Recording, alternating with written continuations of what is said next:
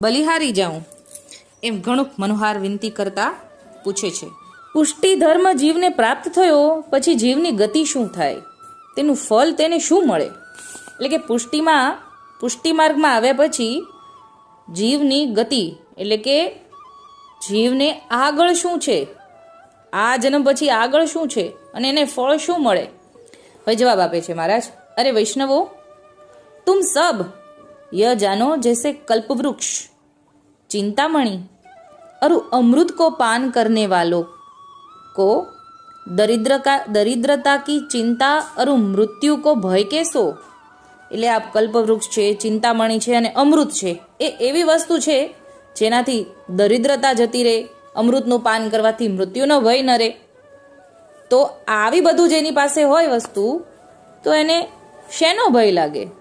ગરીબાઈ પણ જતી રહે ને મૃત્યુનો ભય પણ ન લાગે.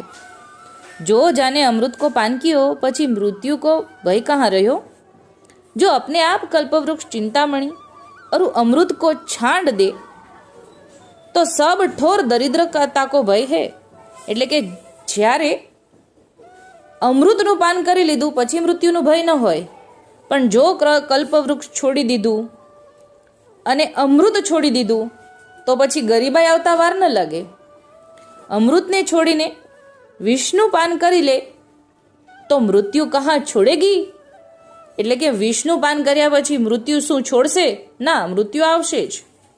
वैसे ही भगवत धर्म पुष्टि को जो जीव ने दृढ़ आश्रय कियो ताको सर्व कर्म धर्म भय छूट गयो.